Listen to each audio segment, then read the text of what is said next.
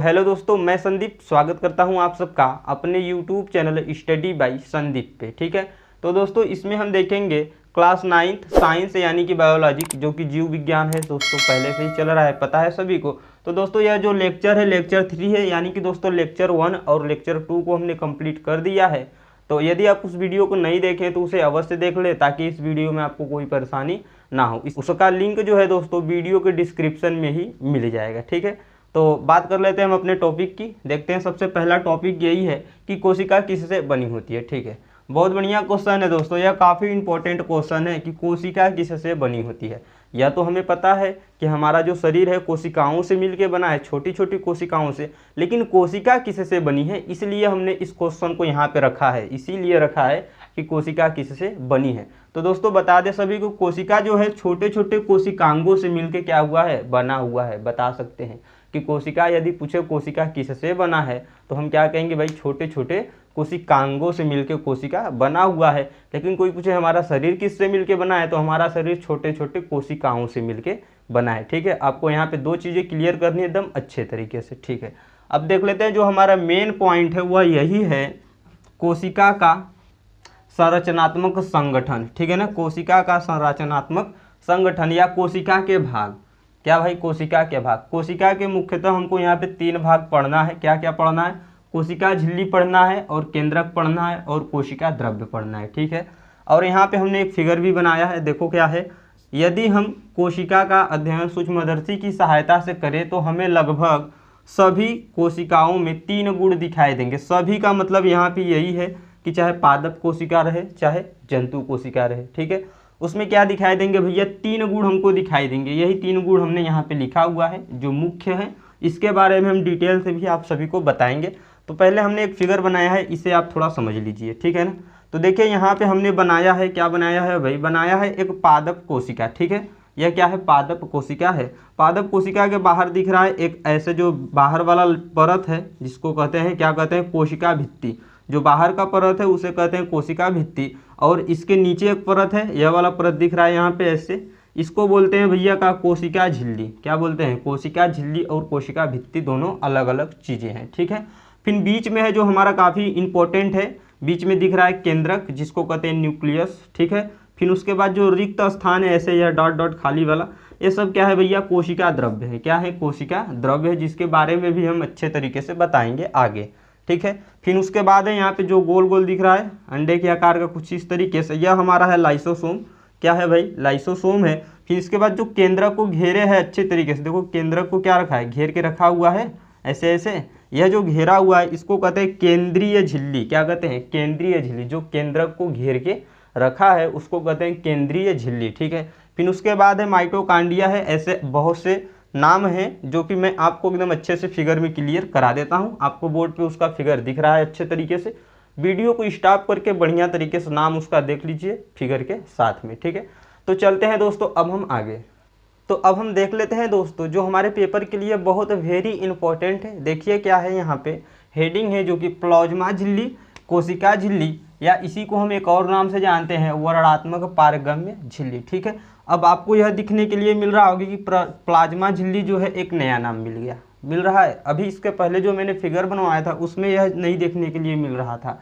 उसमें 2 चीज़ें मिल रही थी, कोशिका झिल्ली मिला था और कोशिका भित्ति मिला था। यानी यह जो दोनों नाम था, कोशिका झिल्ली और कोशिका भित्ति, इन दोनों नाम को हटा के हम डायरेक्टली प्लाज्मा झिल्ली का उपयोग कर सकते हैं। ठीक है, यही चीज़ें हैं यहाँ पे। ठीक है ना, तो या तो हम कहे प्लाज्मा झिल्ली, या तो कहे कोशिका झिल्ली, या तो कहे कोशिका भित्ति भी कह सकते हैं, या इसी को कह सकते हैं वर्णात्मक पारगम्य झिल्ली। क्लियर है, अब क्लियर है। तो आइए इसका डिफिनेशन हम आपको दिखाते हैं। देखो यहाँ पे जो डिफिनीशन है बहुत सरल सा है। जो प्लाज्मा झिल्ली है यानी यह कोशिका की सबसे बाहरी परत है।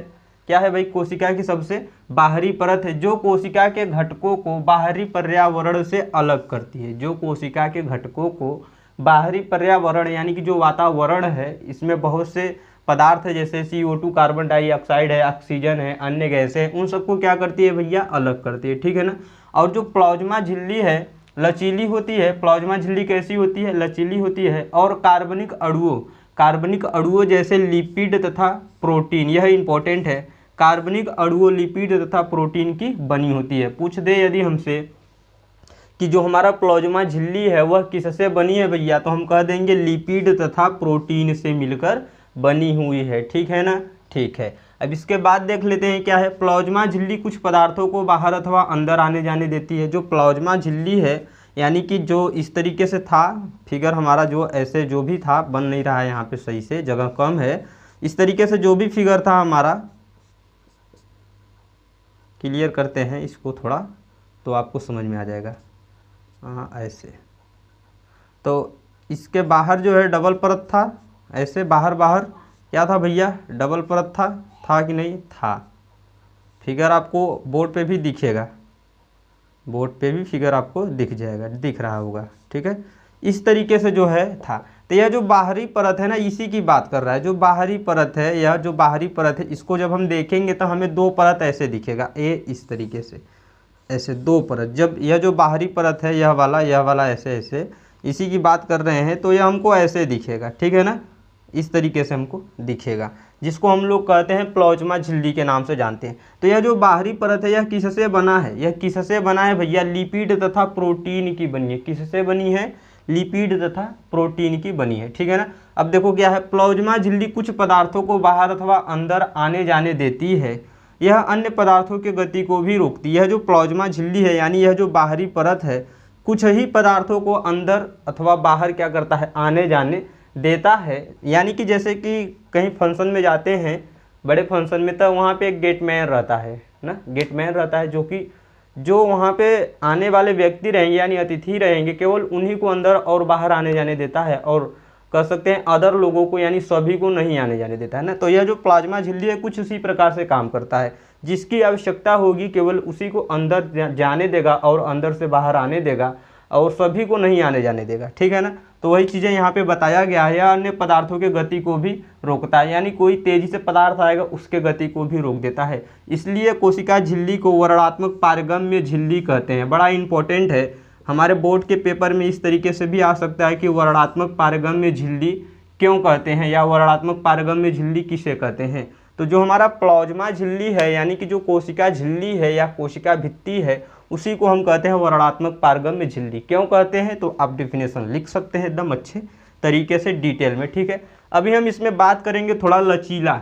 या जो लचीला है ना, यहाँ पे जगह काफ़ी कम है इसलिए हम आपको इसे समझा नहीं सकते हैं। जो प्लाज्मा झिल्ली होती है क्या होती है भैया, लचीली होती है। यह एक कोशिकीय जीव यानी अमीबा में क्या होता है अधिकतर। जो अमीबा रहता है अपना आकार बदलते रहता है, सभी को पता है क्यों बदलता है, इसी लचीलेपन के कारण।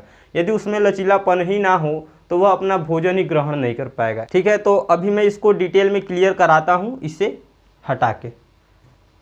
तो देख लेते हैं दोस्तों, यह जो पॉइंट है बड़ा ही इंटरेस्टिंग पॉइंट है, इसको आप लोग एकदम अच्छे तरीके से समझिए। ठीक है, देखिए यहाँ पे क्या है, एक कोशिकीय जीव भोजन कैसे करते हैं। क्या एक कोशिकीय जीव भोजन कैसे करते हैं, या तो हमें इस तरीके से दे दे क्या, एंडोसाइटोसिस।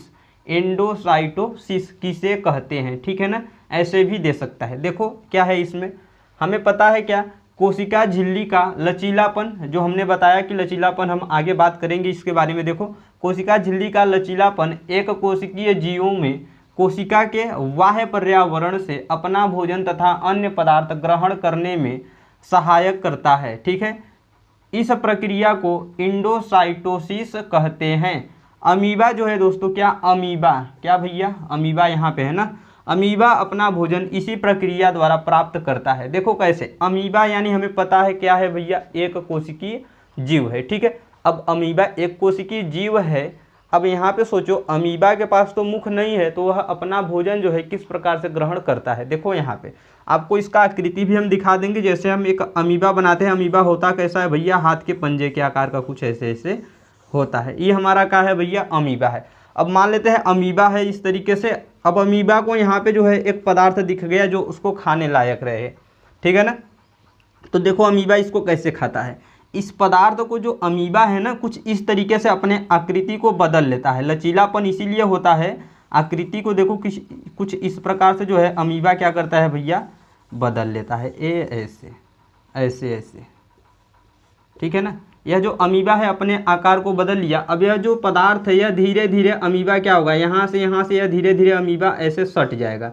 इस तरीके से सड़ जाएगा और इस पदार्थ को अपने बीच में ले लेगा। ऐसे ऐसे हो जाता है कभी कभी, जैसा कि हम आपको फिगर में भी दिखाते। जैसे देखो हाथ पे समझाना चाहेंगे आपको। देखो यह क्या है, अमीबा किस आकार का होता है, हाथ के पंजे का आकार का होता है, ठीक है।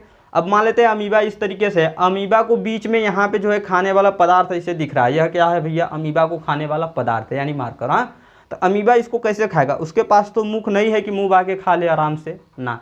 क्या करेगा भैया, इसका जो यह है ना, इसको देखेगा खाने के लिए है, खाने लायक पदार्थ है, तो इसको इस तरीके से ऐसे दबा लेगा। इसको दबाने के बाद इसका यह वाला और यह वाला जो भाग है ऐसे सट जाएगा। ऐसे क्या होगा, एकदम अच्छे तरीके से सट जाएगा और यह धीरे धीरे धीरे धीरे उसके अंदर चला जाएगा, ठीक है ना। जैसा कि आपको बोर्ड पे जो फिगर दिख रहा है वहाँ पे आप काफ़ी अच्छे तरीके से समझ सकते हैं, ठीक है ना। तो यह काफ़ी इंपॉर्टेंट था कि भैया एक कोशिकीय जीव भोजन कैसे करते हैं। तो एक कोशिकीय जीव कह सकते हैं इंडोसाइटोसिस प्रक्रिया द्वारा अपना भोजन करते हैं। अब यह प्रक्रिया होता क्या है, इसको आप अच्छे से पढ़ लीजिए और इसको याद भी रखिए, ठीक है। तो अब चलते हैं हम इसके बाद देख लेते हैं कि हमने इसके पहले लिखाया था कि जो भी पदार्थ है यानी वायुमंडल में जो भी CO2 यानी कार्बन डाइऑक्साइड पदार्थ है या जल है, यह जो है कोशिका से अंदर बाहर किस प्रकार से आ जा सकते हैं। जो यानी कि जो पारगम्य झिल्ली यानी प्लाज्मा झिल्ली जो है किस प्रकार से अन्य पदार्थों को रोकता है और किस प्रकार से अन्य पदार्थों को आने जाने देता है। तो इसके बारे में अब हम पढ़ेंगे। वह प्रक्रिया किसके द्वारा होती है, विसरण के द्वारा। तो सबसे पहले हम लिखाएंगे विसरण क्या होता है और विसरण कैसे होता है, ठीक है दोस्तों, ठीक है। तो दोस्तों यदि वीडियो आपको अच्छा लग रहा है तो प्लीज़ चैनल को सब्सक्राइब कीजिए और वीडियो को लाइक भी कीजिए, ठीक है। तो अब हम देखेंगे कि कोशिका में पदार्थों की गति कैसे होती है, ठीक है। यानी कोशिका में जो है दोस्तों पदार्थों की गति कैसे होती है, ठीक है। जैसे कि वायुमंडल में अनेक पदार्थ है जो हमने बताया है अभी। तो देखो कैसे होती है भैया, विसरण प्रक्रिया द्वारा होती है। कैसे होती है, विसरण प्रक्रिया द्वारा। यदि हमें एक लाइन में पेपर में पूछ दे कि कोशिका में पदार्थों की गति कैसे होती है, तो हम बता देंगे सीधे सीधे क्या, विसरण प्रक्रिया द्वारा होती है, ठीक है ना। यदि पूछ ले विसरण प्रक्रिया क्या है, काफ़ी इंपॉर्टेंट है यह, विसरण प्रक्रिया क्या है, ठीक है। विसरण प्रक्रिया क्या है, देखो क्या है, कुछ पदार्थ जैसे क्या है भैया, कार्बन डाइऑक्साइड यानी CO2, ठीक है ना, ऑक्सीजन और जल है, क्या है, कोशिका झिल्ली के आर पार विसरण प्रक्रिया द्वारा आ जा सकते हैं। यानी यह जो पदार्थ है कार्बन डाइऑक्साइड, ऑक्सीजन, जल, यह क्या है, वायुमंडल में क्या है, मिला हुआ है, वायुमंडल में मिला है।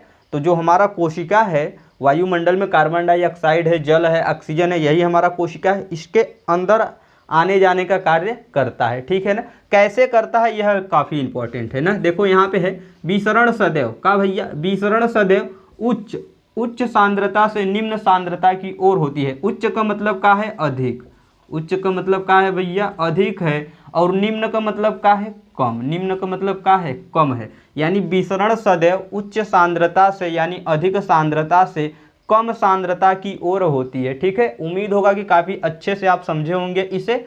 अब देख लेते हैं यह जो हमारा CO2 यानी कार्बन डाइऑक्साइड है वह कोशिका के बाहर या अंदर कैसे आ जा सकता है, इसके बारे में डिटेल में एकदम पढ़ेंगे और काफ़ी इंपॉर्टेंट भी होगा, ठीक है दोस्तों। तो अब देख लेते हैं दोस्तों, काफ़ी मोस्ट इंपॉर्टेंट हेडिंग है बोर्ड के लिए, ठीक है ना। देखो क्या है यही CO2 यानी कार्बन डाइऑक्साइड पदार्थ कोशिका के अंदर अथवा बाहर कैसे आ जा सकते हैं, ठीक है ना। यह जो CO2 है एक प्रकार का क्या है भैया, एक कोशिकीय अपशिष्ट है। अपशिष्ट का मतलब क्या दोस्तों, कह सकते हैं व्यर्थ यानी बेकार पदार्थ, गंदा जिसको बोलते हैं। अपशिष्ट यानी क्या, व्यर्थ यानी बेकार पदार्थ है, इसका कोई जो है यूज नहीं है हमारे शरीर के अंदर। जैसे कि मान लेते हैं यह जो हमारा बॉडी है दिख रहा है इस तरीके से, ऊपर कोशिका लगा है यहाँ पे, इसके अंदर यानी हमारे शरीर के अंदर क्या है भैया, और जो CO2 यानी कार्बन डाइऑक्साइड है एक कोशिकीय अपशिष्ट हमारे शरीर के अंदर क्या होता है, एकत्रित होता है। तो जब अधिक मात्रा में हो जाएगा तो यह हमें नुकसान पहुंचाएगा यानी क्षति पहुंचाएगा। तो यह प्रकृति के नियम के अनुसार अपने आप जो है बाहर निकल जाता है। इसके लिए आपको किसी डॉक्टर के पास नहीं जाना होगा कि भैया हमारे शरीर से CO2 क्या करिए, निकालिए। देखिए यह कैसे निकलता है, ठीक है ना, हम आपको बताते हैं। देखो जैसे कि हमने पहले बताया CO2 जो एक कोशिकीय क्या है भैया, अपशिष्ट है। अपशिष्ट मतलब खराब पदार्थ, ठीक है ना। और हाँ यह बात याद रखना कि जो CO2 है क्या है, एक कोशिकीय है, ठीक है ना। तो देखो जो हमारा डिफिनेशन है, कोशिका के बाह्य पर्यावरण में CO2 की सांद्रता कोशिका में स्थित CO2 की सांद्रता की अपेक्षा कम होती है, जैसे ही कोशिका के अंदर एवं बाहर के मात्रा में अंतर आता है उसी समय उच्च सांद्रता से निम्न सांद्रता की ओर विसरण प्रक्रिया द्वारा कोशिका से CO2 बाहर निकल जाता है। तो यह जो विसरण है, विसरण काफ़ी इंपॉर्टेंट है। इससे पहले हमने विसरण को क्लियर करा दिया है। विसरण में क्या होता है भैया, उच्च सांद्रता से निम्न सांद्रता की ओर क्या होता है, विसरण होता है। जैसे कि हमने अध्याय 1 में बताया है विसरण के लिए कि जो हमने क्या लिया था भैया, अगरबत्ती लिया था। अगरबत्ती को जब जलाया था तो वह जो उसमें से धुआं निकल रहा था, जो वह सदैव कहाँ जा रहा था, जिधर स्थान खाली था। यदि यहीं पे हम जला दें अगरबत्ती तो वह किधर जाएगा, इस रूम में फैलेगा, इस रूम को पूरा फुल कर लेगा तो दूसरे रूम में जाएगा। यानी जहाँ खाली स्थान रहता है उधर क्या होता है, विसरण होता है, उच्च से निम्न की ओर। ठीक है ना, यही विसरण है जो कि पहले भी एकदम क्लियर करा दिए हैं। ठीक है ना। तो देखो इसमें कहने का मतलब यह है कि यह जो पर्यावरण है, पर्यावरण में क्या है भैया, नाइट्रोजन है, ऑक्सीजन है और कार्बन डाइऑक्साइड भी है और भी अन्य गैसें हैं, और भी अन्य गैसें हैं। तो हमें पता है कि यह जो कार्बन डाइऑक्साइड CO2 है यह लगभग आप वायुमंडल में कह सकते हैं 0.03% लगभग इतना है वायुमंडल में का कार्बन डाइऑक्साइड। ठीक है ना। अब वायुमंडल में कार्बन डाई भैया 0.03% है, यह बात हमने आपको बता दिया। अब जो हमारे बॉडी के अंदर भैया कुछ क्या होगा, कार्बन डाई यानी अपशिष्ट पदार्थ क्या होगा, इकट्ठा होगा। जैसे ही यह 0.03% से अधिक होगा तो यह तुरंत विसरण होगा। विसरण किधर से होता है भैया, उच्च से निम्न की ओर।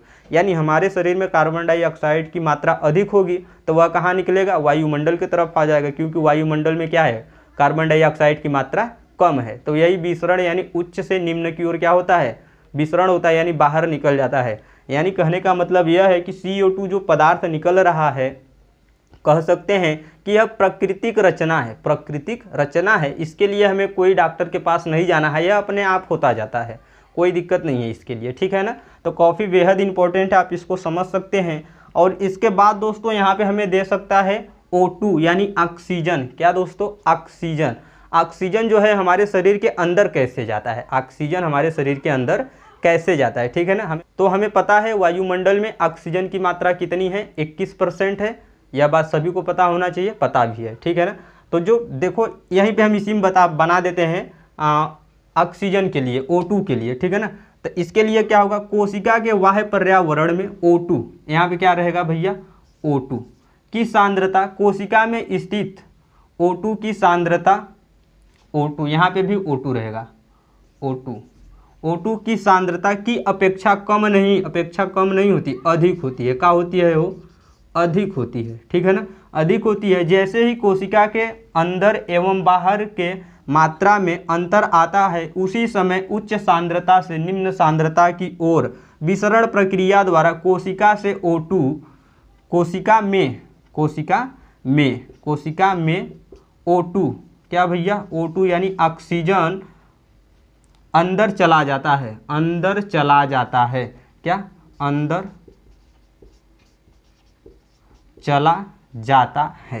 क्लियर है ना। यदि O2 के लिए हमारे पेपर में आ जाए कि O2 जो है हमारे शरीर के अंदर यानी कोशिका के अंदर किस प्रकार से जाता है, तो हम यह डिफिनेशन दे देंगे कि भैया कोशिका के बाह्य पर्यावरण में O2 की सांद्रता कोशिका में स्थित O2 की सांद्रता की अपेक्षा अधिक होती है। जैसे ही कोशिका के अंदर एवं बाहर के मात्रा में अंतर आता है उसी समय उच्च सांद्रता से निम्न सांद्रता की ओर विसरण प्रक्रिया द्वारा कोशिका में O2 अंदर चला जाता है, यानी ऑक्सीजन अंदर चला जाता है। ठीक है, बेहद इंपॉर्टेंट है। तो पहले आप वीडियो को स्टॉप करके एकदम अच्छे से पहले CO2 के लिए लिख लेना, कार्बन डाइऑक्साइड के लिए, फिर उसके बाद भैया O2 यानी ऑक्सीजन के लिए लिखना। ठीक है ना।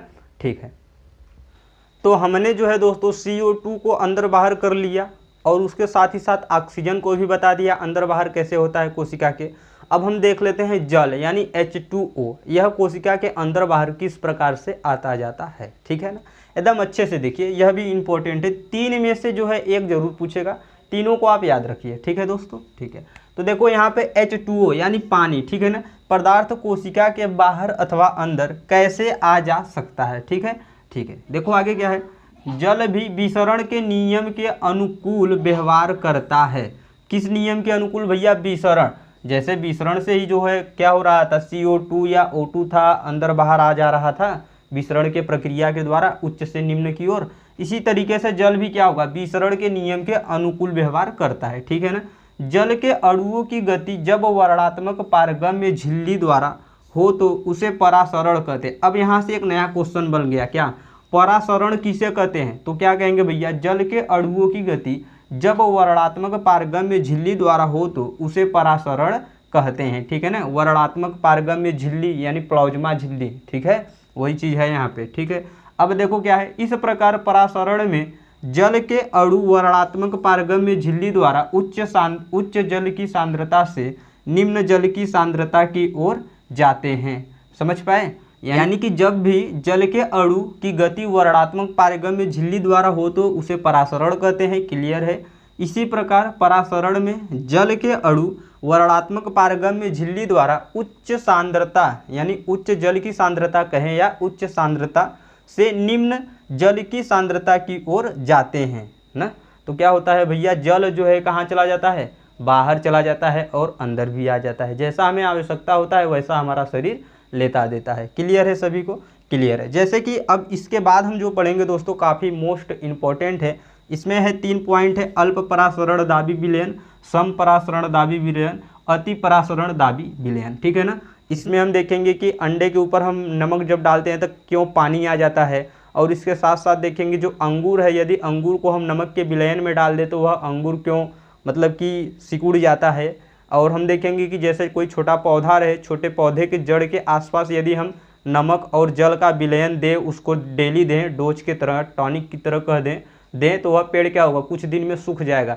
इस तरीके से इसमें हम जो है दोस्तों इन सब चीज़ों को क्लियर करेंगे। यदि दोस्तों आपको यह वीडियो अच्छा लगा है तो प्लीज़ चैनल को सब्सक्राइब जरूर कर लेना और इन सब वीडियो को आप ज़रूर देखना। इसको भी मैं पढ़ाऊँगा लेक्चर 4 में, क्योंकि यह लेक्चर 3 है, अब इसको करते हैं कंप्लीट। लेक्चर 3 को यहीं तक, लेक्चर 4 में आगे की चीज़ें देखेंगे अच्छे तरीके से, ठीक है।